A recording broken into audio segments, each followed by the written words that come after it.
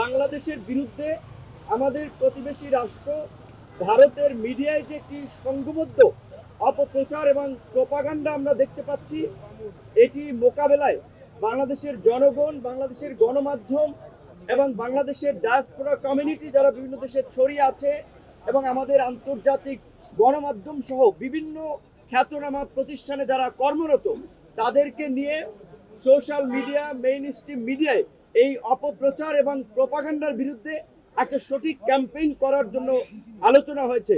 ব্যক্তির চাইতে দল বড়, দলের চাইতে দেশ বড়। কাজেই দেশের স্বাধীনতা সার্বভৌমত্ব রক্ষার জন্য আমরা ঐক্যবদ্ধ। যে জাতীয় ঐক্য তৈরি হয়েছে সে ঐক্যকে সংহত করার জন্য আজকে যে বৈঠকটি 54 বছরের পরে রাজনৈতিক সমস্ত অংশীদারকে নিয়ে প্রথম বৈঠক, এর মধ্য দিয়ে জাতীয় ঐক্য প্রতিষ্ঠার জন্য আমরা এক ধাপে এগিয়ে গিয়েছি। আজকে বাংলাদেশের 54 বছরের ইতিহাসে, বাংলাদেশের 53 বছরের ইতিহাসে আজকে একটি নতুন অধ্যায় রচিত হয়েছে। বাংলাদেশের স্বার্থে জাতীয় ঐক্য এবং সংহতি প্রতিষ্ঠার লক্ষ্যে একটি সর্বদলীয় সভা এই অন্তর্বর্তীকালীন সরকার বাংলাদেশের ইতিহাসে করেছে। এর আগে কোনো সরকার এটি করতে পারেনি। সেজন্য আমরা প্রথমত তাদেরকে ধন্যবাদ জানিয়েছি। দ্বিতীয়ত, বাংলাদেশের বিরুদ্ধে আমাদের প্রতিবেশী রাষ্ট্র ভারতের মিডিয়ায় যে একটি সংঘবদ্ধ অপপ্রচার এবং প্রোপাগান্ডা আমরা দেখতে পাচ্ছি, এটি মোকাবেলায় বাংলাদেশের জনগণ, বাংলাদেশের গণমাধ্যম এবং বাংলাদেশের ডায়াসপোরা কমিউনিটি যারা বিভিন্ন দেশে ছড়িয়ে আছে এবং আমাদের আন্তর্জাতিক গণমাধ্যম সহ বিভিন্ন খ্যাতনামা প্রতিষ্ঠানে যারা কর্মরত, তাদেরকে নিয়ে সোশ্যাল মিডিয়া, মেইন স্ট্রিম মিডিয়ায় এই অপপ্রচার এবং প্রোপাগান্ডার বিরুদ্ধে একটা সঠিক ক্যাম্পেইন করার জন্য আলোচনা হয়েছে।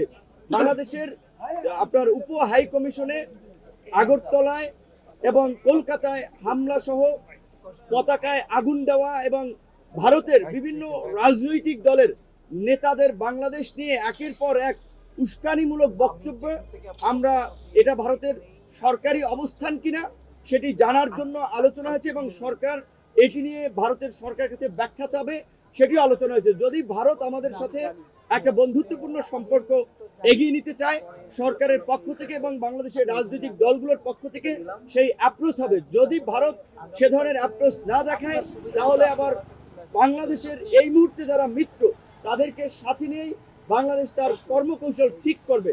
বিশেষ করে আজকে এই পরিস্থিতিতে যে জাতীয় ঐক্য এবং সংহতি প্রতিষ্ঠায় আজকের যে সভা, আমরা মনে করি বাংলাদেশের সামনে এ ধরনের আরো নতুন নতুন চ্যালেঞ্জ আসবে।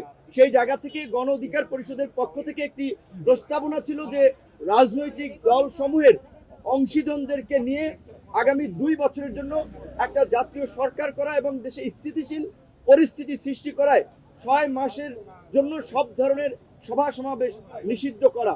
এবং একই সাথে আজকে যেহেতু বাংলাদেশের বিভিন্ন রাজনৈতিক দল সমূহ একত্রিত হয়েছে এবং দেশের স্বার্থে এক এবং অভিন্নভাবে তারা কাজ করবে, তারই প্রতিফলন হিসেবে অল্প সময়ের মধ্যে জাতীয়ভাবে একটি সমন্বিত কর্মসূচি, সেটা হতে পারে জাতীয় পতাকা এবং সাথে শান্তির পতাকা, সাদা পতাকা নিয়ে কিংবা যে কোনো ধরনের কর্মসূচি, সেই সিদ্ধান্তটা সরকারের পক্ষ থেকে জানাবে, যেটি সরকার এবং রাজনৈতিক দল, জনগণ সকলে পালন করার মধ্যে দিয়ে বাংলাদেশের বর্তমান যে জাতীয় ঐক্য এবং সংহতি প্রতিষ্ঠিত হয়েছে, আমাদের বিরুদ্ধে যারা এই অপপ্রচার প্রোপাগান্ডা চালাচ্ছে কিংবা বাংলাদেশকে যারা ব্যর্থ অকার্যকর করার জন্য অপতৎপরতা চালিয়ে যাচ্ছে, তাদের বিরুদ্ধে যে বাংলাদেশ এবং বাংলাদেশের জনগণ এক, সেটি জানান দেওয়ার জন্যই একটা অভিন্ন সমন্বিত কর্মসূচি পালনের সিদ্ধান্ত হয়েছে। ধন্যবাদ।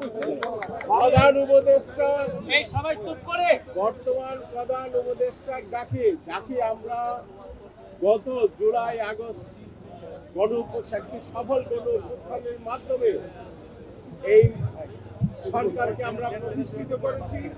তার ডাকে আমরা সাড়া দিয়ে সমস্ত রাজনৈতিক দল আমরা এখানে এসেছিলাম এবং আমরা সেখানে বলেছি, ব্যক্তির চাইতে দল বড়, দলের চাইতে দেশ বড়। কাজেই দেশের স্বাধীনতা সার্বভৌমত্ব রক্ষার জন্য আমরা ঐক্যবদ্ধ।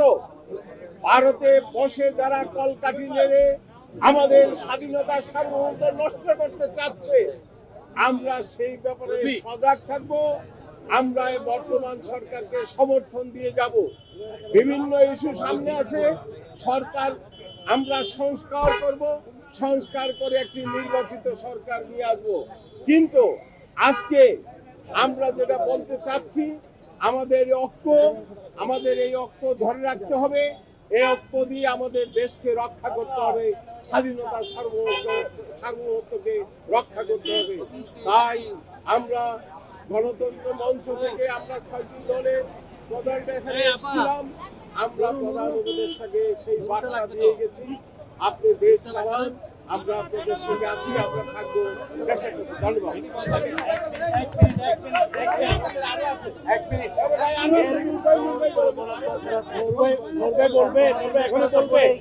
প্রিয় বন্ধুরা,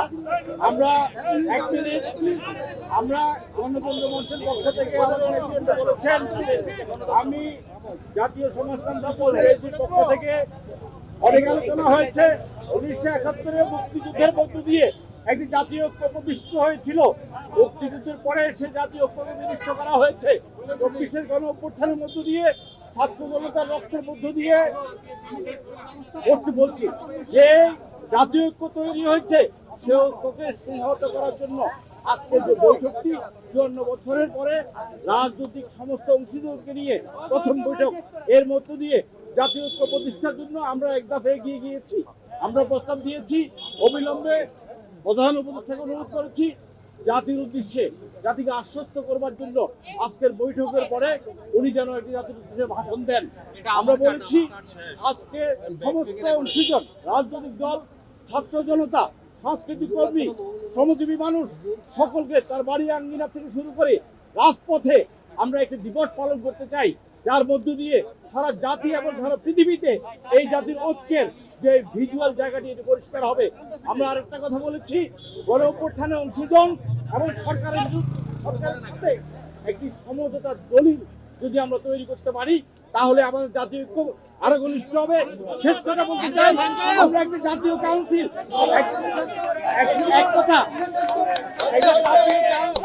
একটা জাতীয় রাজনৈতিক দল সমূহের সাথে একটা জাতীয় কাউন্সিল প্রতিষ্ঠার কথা বলেছি। 1 জানুয়ারি অনলাইনের জনপ্রিয় চ্যানেল চেঞ্জ টিভি তাদের প্রতিষ্ঠাবার্ষিকী, আমি তাদের প্রতিষ্ঠাবার্ষিকীতে এই চেঞ্জ টিভির সাথে যারা জড়িত সাংবাদিক, বিজ্ঞাপনদাতা, মালিকপক্ষ সকলকে শুভেচ্ছা জানাই। এবং চেঞ্জ টিভি অনলাইনে যে আসলে মানুষের কথাবার্তা, মত প্রকাশের ক্ষেত্রে একটা ভিন্ন মাত্রা নিয়ে এসেছে। এবং এই চেঞ্জ টিভি আমি মনে করি যে ইউটিউবে, ফেসবুকে, বিশেষ করে সোশ্যাল মিডিয়াতে মূল ধারার চ্যানেলের পাশাপাশি একটা বৈপ্লবিক পরিবর্তন ঘটাতে ভূমিকা রাখছে। চেঞ্জ টিভির পাশাপাশি অন্যান্য যারা কাজ করছেন তাদেরকেও বলবো, আপনারা বস্তুনিষ্ঠ এবং সত্য তথ্য প্রকাশের মাধ্যমে আপনাদের অবস্থান মানুষের কাছে তুলে ধরবেন। আপনারা যদি সঠিক লাইনে থাকেন, আপনারা মানুষের কাছে জনপ্রিয় হবেন, মানুষের কাছে আস্থাশীল হবেন। এটা সত্য যে এখন মূলধারার গণমাধ্যমের নানা ধরনের নিয়ন্ত্রণের কারণে সব তথ্য তারা প্রকাশ করতে পারতেছে না। সেই ক্ষেত্রে অনলাইন কিন্তু একটা তথ্য প্রকাশের ক্ষেত্রে গুরুত্বপূর্ণ মাধ্যম, এবং এখন বিজ্ঞাপনের ক্ষেত্রে অনলাইন একটা বড় জায়গা হয়ে দাঁড়িয়েছে। কাজে অনলাইনে যারা ভালো ভূমিকা নেবেন তাদের ভবিষ্যৎ ভালো, এবং আশা করি চেঞ্জ টিভি সেক্ষেত্রে সবার অগ্রভাগে থাকবে। চেঞ্জ টিভি আসলে আমি নিজেও এটা দেখি, এবং চেঞ্জ টিভি তার সক্রিয়তা বজায় রেখে কাজ করছে। অনেক কিছু তাদের নিউজগুলোর মধ্যে আমরা দেখি, অন্যান্য প্রোগ্রামগুলোতেও বেশ ইনফরমেটিভ জিনিসগুলো থাকে। আমি এর সঙ্গে যুক্ত যারা কাজ করছেন তাদের সকলকে শুভেচ্ছা জানাচ্ছি, এবং চেঞ্জ টিভি যারা দেখেন সে সমস্ত দর্শকদেরকেও আমি শুভেচ্ছা জানাচ্ছি। আপনারা ভালো থাকুন, তবে একটি কথা, সড়কে আইন মেনে, নিয়ম মেনে আমাদের সকলেই যেন চলি সেই চেষ্টা করবেন। জীবন একটাই, সেই জীবন বাঁচানোর দায়িত্ব আপনার। আসসালামু আলাইকুম, আমি ক্রিকেটার মোহাম্মদ আশরাফুল। চেঞ্জ টিভিকে শুভেচ্ছা জানাচ্ছি। বাংলাদেশের প্রথম ইউটিউব জার্নালিজম চালু করেছেন তারা। এখানে আমি আশা করব তারা সবসময় পজিটিভ নিউজগুলাই তুলে ধরবেন, আমাদের দেশের সব কিছু। যেহেতু আমি স্পোর্টসম্যান, আমি আশা করব যে সকল স্পোর্টস নিউজগুলো ওনারা পজিটিভভাবেই তুলে ধরবেন এবং দেশের সব কিছুই তুলে ধরবেন। শুভেচ্ছা রইল চেঞ্জ টিভিকে।